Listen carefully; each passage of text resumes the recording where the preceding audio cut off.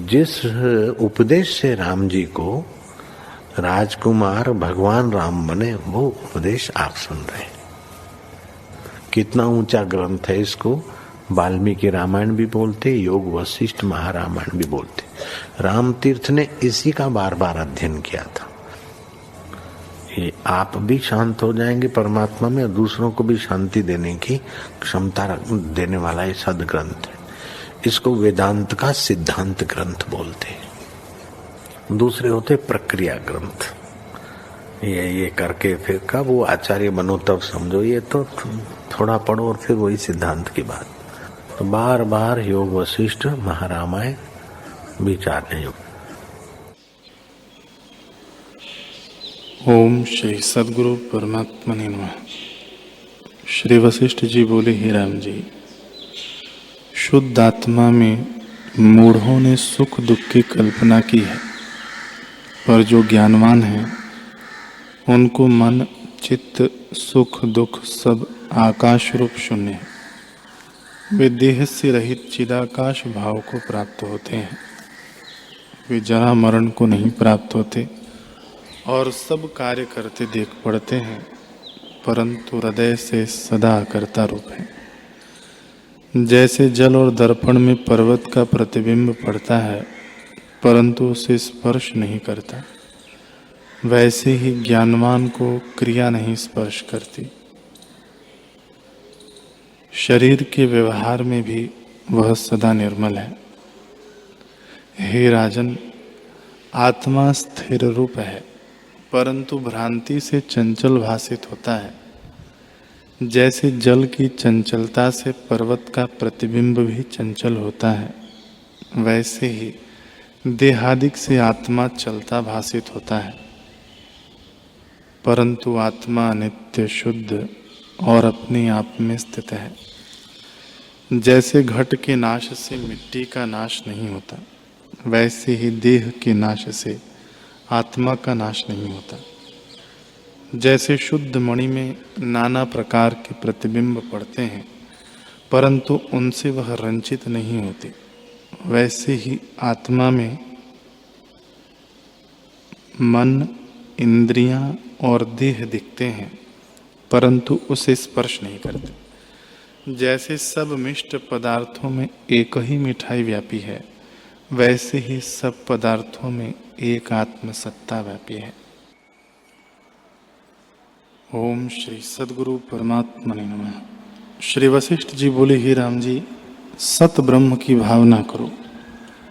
जो ब्रह्म की भावना करता है वह ब्रह्म ही होता है। जैसे घृत में घृत, दूध में दूध और जल में जल मिल जाता है, वैसे ही यह जीव ब्रह्म की भावना करके चिदघन ब्रह्म के साथ एक हो जाता है और जीव संज्ञा निवृत्त हो जाती है। जैसे अमृत के पीने से अमर होता है, वैसे ही ब्रह्म की भावना करने से ब्रह्म होता है। जो अनात्मा की भावना करता है तो पराधीन होकर दुख पाता है। जैसे विष के पीने से अवश्य मरता है, वैसे ही अनात्मा की भावना से अवश्य दुख पाता है और उसका नाश होता है। इससे आत्म भावना करो। हे राम जी, जो वस्तु संकल्प से उदय होती है वह थोड़े काल तक रहती है, और जो चल वस्तु है वह भी अवश्य नष्ट होती है। यह दृश्य आत्मा के भ्रम से सिद्ध है।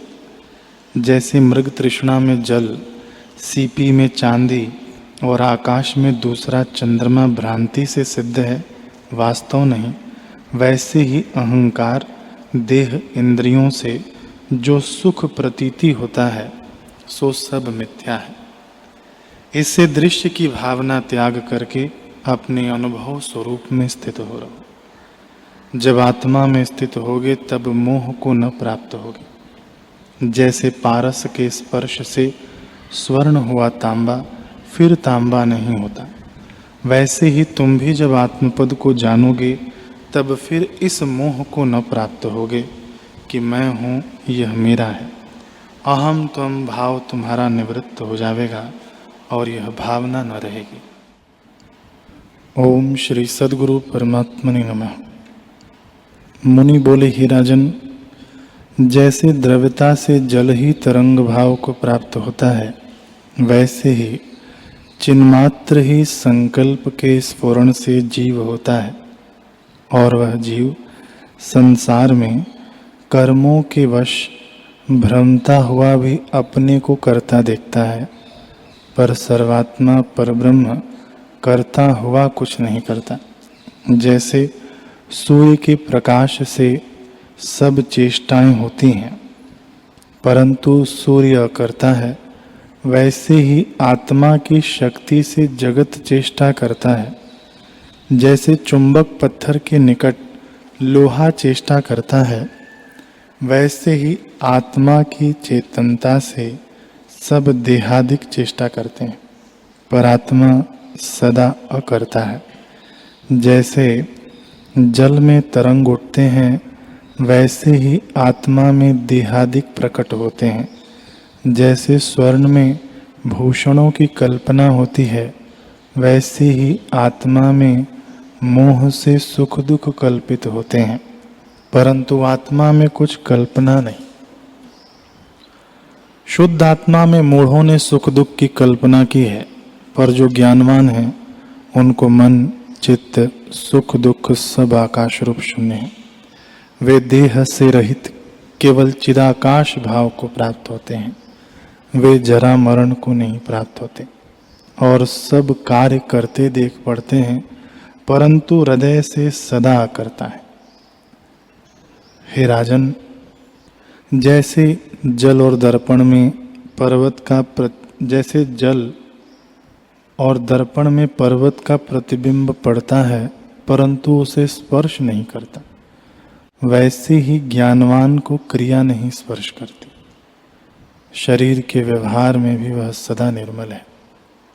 हे राजन, आत्मा स्थिर रूप है, परंतु भ्रांति से चंचल भासित होता है। जैसे घट के नाश से मिट्टी का नाश नहीं होता, वैसे ही देह के नाश से आत्मा का नाश नहीं होता। ओम श्री सद्गुरु परमात्मने नमः। श्री योग वशिष्ठ महारामायण।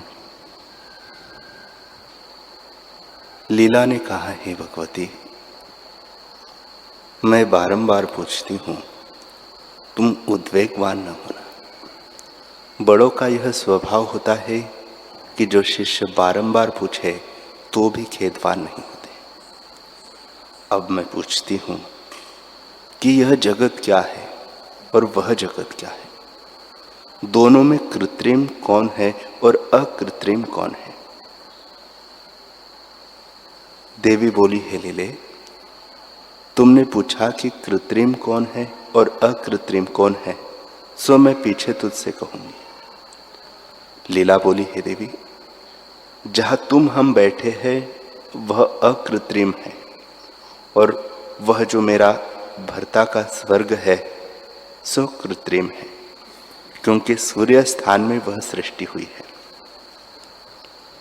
देवी बोली, हे लीले, जैसा कारण होता है वैसा ही कार्य होता है। जो कारण सत होता है तो कार्य भी सत होता है, और सत से असत नहीं होता और असत से सत भी नहीं होता, और न कारण से अन्य कार्य होता है। ऐसे जैसे यह जगत है वैसा ही वह जगत भी है। इतना सुन फिर लीला ने पूछा, हे देवी, कारण से अन्य कार्य सत्ता होती है, क्योंकि मृत्तिका जल के उठाने में समर्थ नहीं, और जब मृत्तिका का घट बनता है तब जल को उठाता है, तो कारण से अन्य कार्य भी उसकी भी सत्ता हुई। देवी बोली, हे लीले, कारण से अन्य कार्य की सत्ता तब होती है जब सहकारी भिन्न होता है। जहाँ सहायक कार्य नहीं होता वह कारण से अन्य कार्य की सत्ता भी नहीं होती। तेरे भर्ता की सृष्टि भी कारण बिना भासी है। उसका जीव पुर्यष्टक आकाश रूप था। वहाँ न कोई समवायक कारण था और न निमित्त कारण था। इससे उसको कृत्रिम कैसे कहिए? जो किसी का किया हो तो कृत्रिम हो, पर वह तो आकाश रूप पृथ्वी आदि तत्वों से रहित है। जो समवाय कारण ही न हो तो उसका निमित्त कारण कैसे हो? इससे तेरे भर्ता का सर्ग अकारण है। लीला ने पूछा, हे देवी, उस सर्ग की जो संस्कार रूप स्मृति है, सो क्या कारण क्यों नहीं? देवी बोली, हे लीले, स्मृति तो कोई वस्तु नहीं, स्मृति आकाश रूप है। स्मृति संकल्प का नाम है, सो वह भी संकल्प आकाश रूप है और कोई वस्तु नहीं। वह मनोराज रूप है, इसकी उसकी सत्ता भी कुछ नहीं, केवल आभास रूप है। लीला बोली, हे महेश्वरी, यदि वह संकल्प मात्र आकाश रूप है तो जहां हम तुम बैठे हैं वह भी वही है, तो दोनों तुल्य हैं। देवी बोली, हे लीले, जैसा तुम कहती हो वैसा ही है। अहम त्वम इदम यह वह संपूर्ण जगत आकाश रूप है और भ्रांति मात्र भासता है। उपजा कुछ नहीं, सब आकाश मात्र है और स्वरूप से इनका कुछ सद्भाव नहीं होता। जो पदार्थ सत्य न हो उसकी स्मृति कैसे सत हो?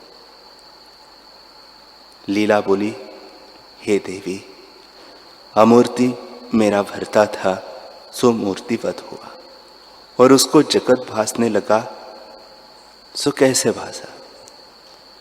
उसका स्मृति कारण है वह किसी और प्रकार से।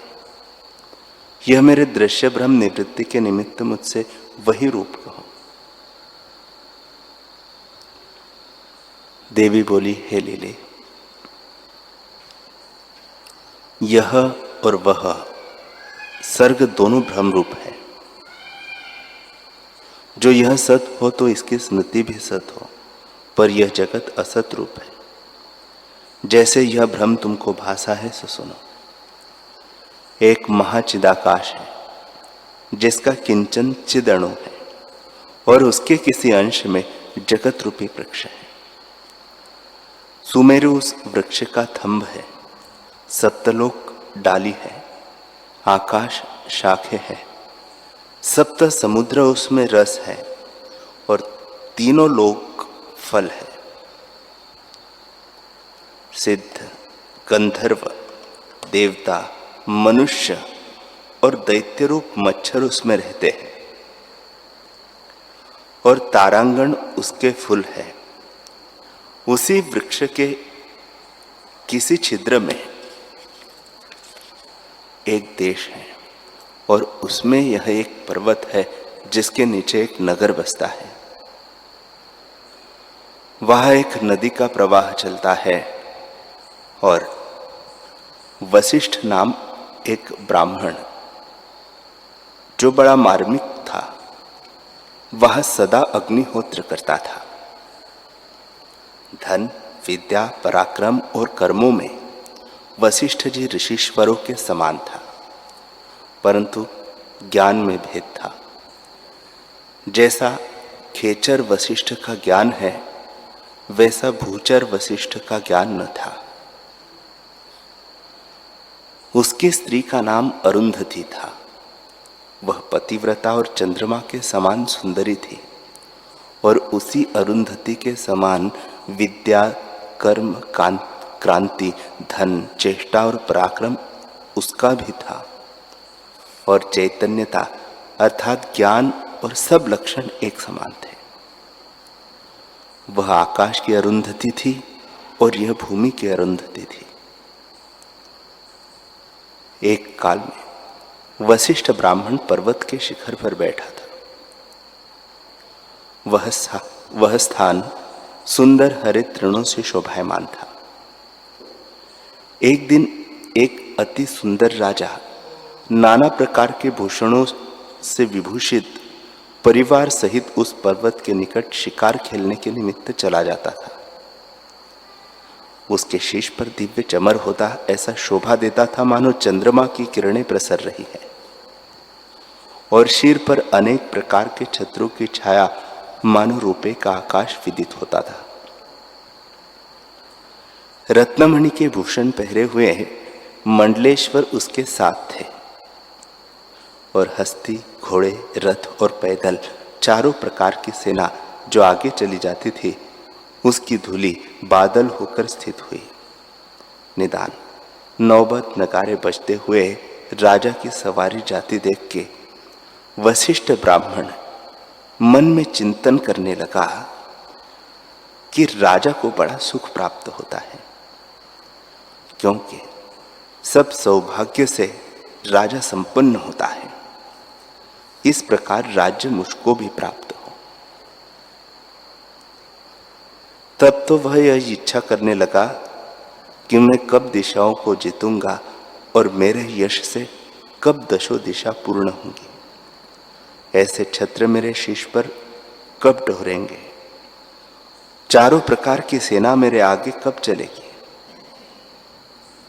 सुंदर स्त्रियों में सुंदरी स्त्रियों के साथ सुंदर मंदिरों में मैं कब विलास करूंगा, और मंद मंद शीतल पवन सुगंधता के साथ कब मुझे स्पर्श करेगा।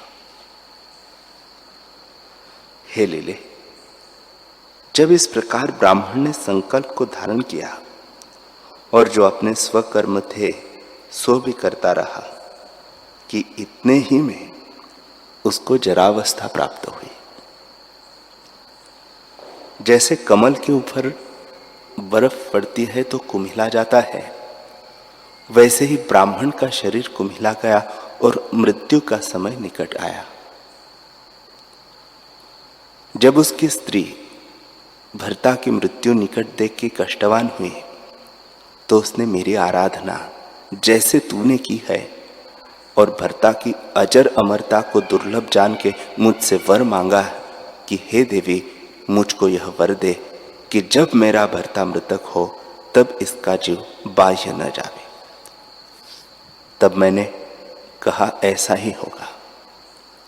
हे लीले, जब बहुत काल व्यतीत हुआ तो ब्राह्मण मृतक हुआ, पर उसका जीव मंदिर में ही रहा। जैसे मंदिर में आकाश रहता है वैसे ही मंदिर में रहा। हे लीले, जब वह आकाश रूप हो गया तब उसकी पूरी अष्टका में जो राजा का दृढ़ संकल्प था, इसलिए जैसे बीज से अंकुर निकल आता है वैसे ही वह संकल्प आन फुरा, और उससे वह अपने को त्रिलोकी का राजा और परम सौभाग्य संपन्न देखने लगा कि दशों दिशा मेरे यश से पूर्ण हो रही है। मानो यश रूपी चंद्रमा की यह पूर्णमासी है। जैसे प्रकाश अंधकार को नाश करता है, वैसे वह शत्रु रूपी अंधकार का नाश करता प्रकाश हुआ और ब्राह्मणों के चरणों का सिंहासन हुआ, अर्थात ब्राह्मणों को बहुत पूजने लगा। निदान अर्थियों को कल्पवृक्ष और स्त्रियों को कामदेव इत्यादि जो सात्विक और राजसिक गुण हैं, उनसे वह संपन्न हुआ। पर उसकी स्त्री उसको मृतक देख के बहुत शोकवान हुई। जैसे जेठ आषाढ़ की मंजीरी सूख जाती है, वैसे ही वह सूख गई और शरीर को छोड़ के अंतवाहक शरीर से अपने भर्ता को वैसे ही जा मिली जैसे नदी समुद्र को जा मिलती है। और ब्राह्मण के पुत्र धन संयुक्त अपने गृह में रहे।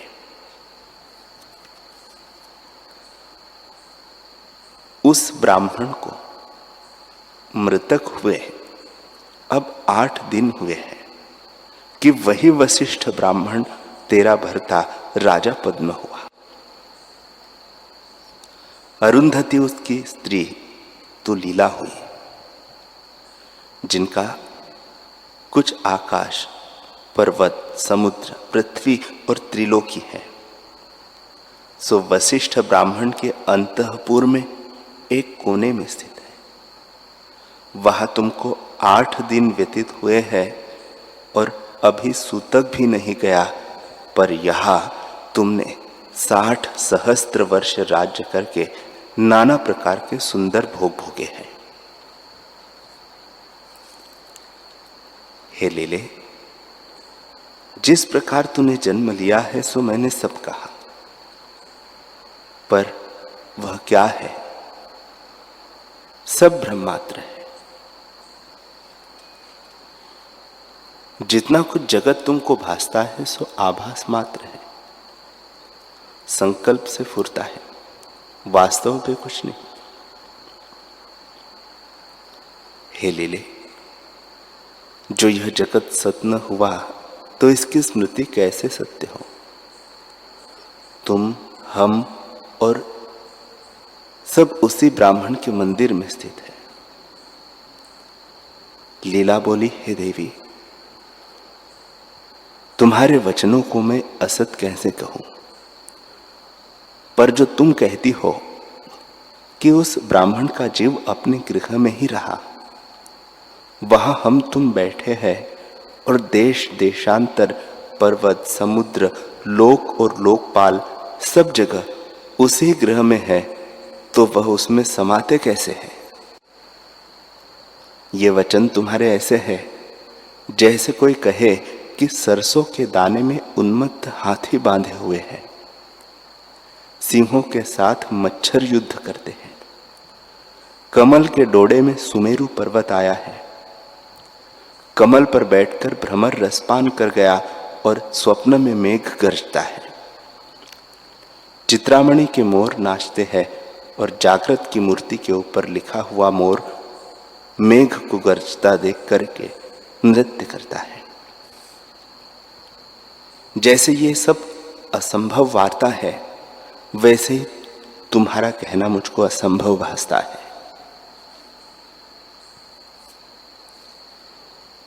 देवी बोली, हे लीले, यह मैंने तुझसे झूठ नहीं कहा। हमारा कहना कदाचित असत नहीं, क्योंकि यह आदि परमात्मा की नीति है कि महापुरुष असत नहीं कहते। हम तो धर्म का प्रतिपादन करने वाली है। जहां धर्म की हानि होती है वहां हम धर्म प्रतिपादन करती हैं, और जो हम धर्म का प्रतिपादन न करें तो धर्म को और कैसे माने? हे लीले, जैसे सोए हुए को स्वप्न में त्रिलोकी भास आती है, सो अंतःकरण में ही होता है, और स्वप्न से जागृत होती है, वैसे ही मरना भी जान। जब जहां मृतक होता है वही जीव पूर्वष्टक आकाश रूप हो जाता है, और फिर वासना के अनुसार उसको जगत भास आता है। जैसे स्वप्न में जगत भास आता है, वह क्या रूप है? आकाश रूप ही है, वैसे ही इसको भी जान। हे लीले, यह सब जगत तेरे उसी अंतःपुर में है, क्योंकि जगत चित्ताकाश में स्थित है। जैसे आदर्श में प्रतिबिंब होता है, वैसे ही चित्त में जगत है और आकाश रूप है। इससे जो चित्त अंतःपुर में हुआ तो जगत भी हुआ। हे लीले, यह जगत जो तुमको भासता है सो आकाश रूप है। जैसे स्वप्न और संकल्प नगर और कथा के अर्थ भासते हैं, वैसे ही यह जगत भी है। और जैसे मृग तृष्णा का जल भासता है, वैसे ही यह जगत भी जान। हे लीले, वास्तव में कोई पदार्थ उपजा नहीं, भ्रम से सब भासते हैं। जैसे स्वप्न में स्वप्नांतर, फिर उससे और स्वप्न दिखता है, वैसे ही तुमको भी यह सृष्टि भ्रम से भासी है। हे लीले, यह जगत का आत्म रूप है। जहां चिद अणु है वहां जगत भी है, परंतु क्या रूप है? आभास रूप है। जैसे वह आकाश रूप है वैसे यह जगत भी आकाश रूप है। जिस प्रकार यह चेतता है उसी प्रकार हो भासता है। इससे संकल्प मात्र है। जैसे स्वप्नपूर्व भासता है और जैसे संकल्प नगर होता है वैसे ही यह जगत है। जैसे मरुस्थल की नदी के तरंग भासते हैं वैसे ही यह जगत भासता है। इससे इसकी कल्पना त्याग दो। इतना सुन फिर लीला ने पूछा, हे देवी, उस वशिष्ठ ब्राह्मण को मरे 8 दिन बीते हैं और हमको यहाँ 60 सहस्त्र वर्ष बीते हैं। यह वार्ता कैसे सच जानी है? थोड़े काल में बड़ा काल कैसे हुआ? देवी बोली, हे लीले, जैसे थोड़े देश में बहुत देश आते हैं वैसे ही काल में बहुत काल भी आता है।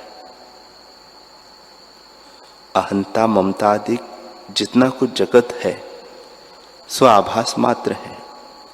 उसे क्रम से सुन। जब जीव मृतक होता है तब मूर्छा होती है और फिर मूर्छा से चैतन्यता फुराती है। उसमें यह भासता है कि यह आधार है तो यह आधेय है। यह मेरा हाथ है, यह मेरा शरीर है, यह मेरा पिता है, इसका मैं पुत्र हूं। अब इतने वर्ष का मैं हुआ। ये मेरे बांधव है, इनके साथ मैं स्नेह करता हूं। यह मेरा ग्रह है और यह मेरा कुल चिरकाल का चला आता है। मरने के अनंतर इतने क्रम को देखता है। हे लीले, जिस प्रकार वह देखता है वैसे ही यह भी जान। एक क्षण में और का और भासने लगता है। यह जगत चैतन्य का किंचन है। जैसे चैतन्य सम्मित में चैत्यता होती है वैसे यह जगत भी भासता है। और जैसे स्वप्न में दृष्टा, दर्शन, दृश्य तीनों भासते हैं वैसे ही आत्म सत्ता में यह जगत किंचन होता है और भ्रम से भासता है। वास्तव में नानात्व कुछ हुआ नहीं।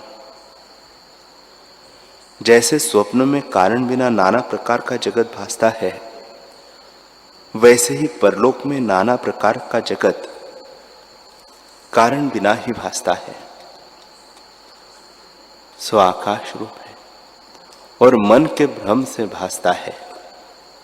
वैसे ही यह जगत भी मन के भ्रम से भासता है। स्वप्न जगत, परलोक जगत और जागृत जगत में भेद कुछ नहीं। जैसे वह ब्रह्मात्र है वैसे ही यह ब्रह्मात्र है। वास्तव में कुछ उपजा नहीं। जैसे समुद्र में तरंग कुछ वास्तव नहीं वैसे ही आत्मा में जगत कुछ वास्तव नहीं। असत ही सत की नाई भासता है। किसी कारण से उपजा नहीं, इस कारण अविनाशी है। हे लीले, जैसे चैतन्य मुखत्व हुए चेतन आकाश रूप भासता है वैसे ही चैत्यता में चेतन आकाश है, क्योंकि कुछ हुआ नहीं। जैसे समुद्र में तरंग होता है तो वह तरंग कुछ जल से इतर नहीं, जल ही है।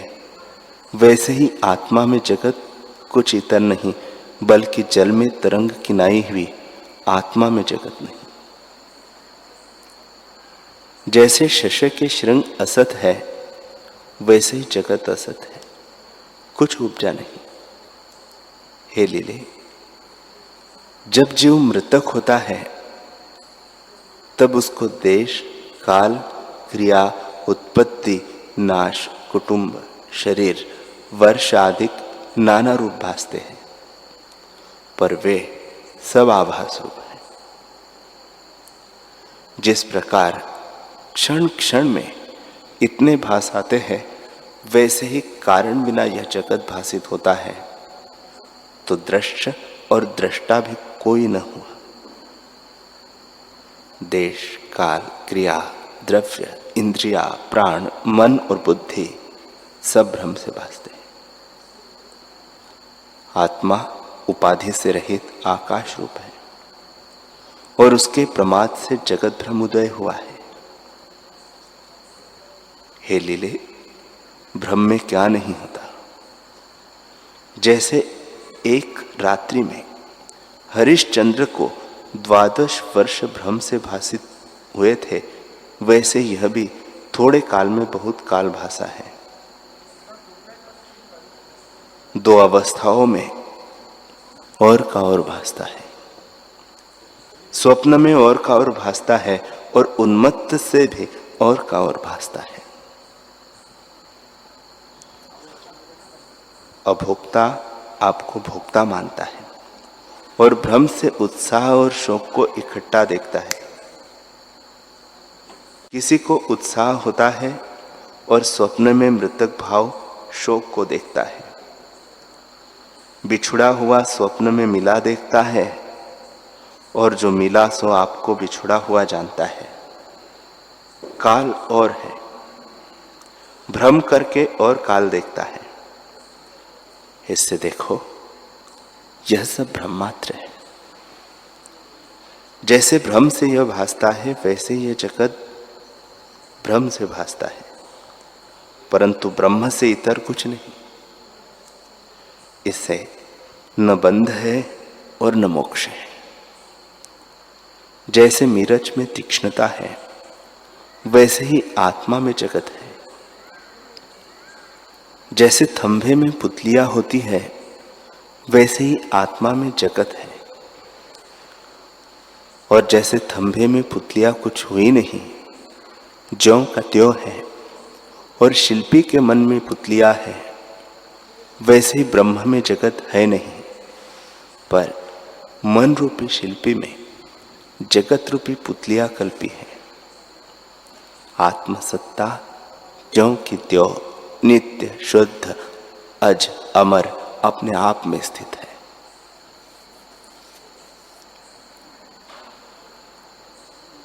देवी बोली, हे लीले, जब जीव को मृत्यु से मूर्छा होती है, तब शीघ्र ही उसको फिर कुछ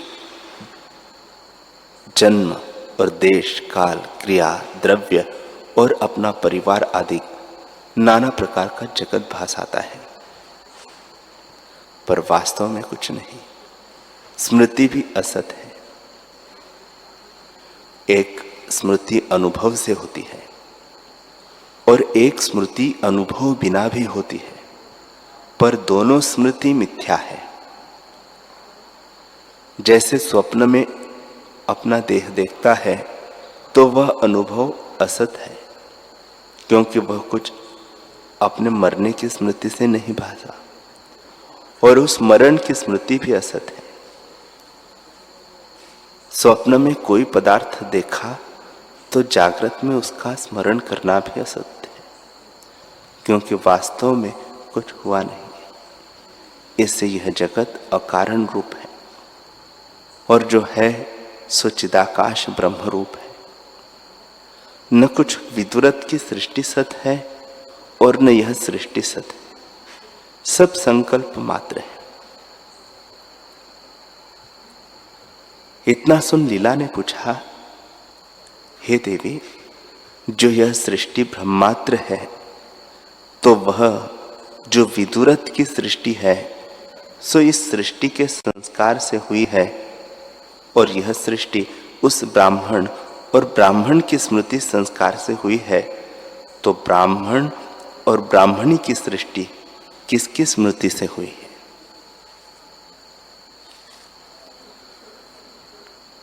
हरि ओम।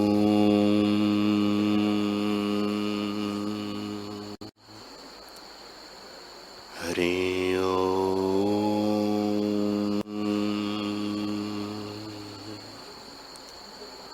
ओम। सहना सहनो भुनक्तु सह वीर्यं करवावहै तेजस्विनावधीतमस्तु मा विद्विषावहै। ओम शांति शांति शांति। श्री सद्गुरुदेव भगवान की जय।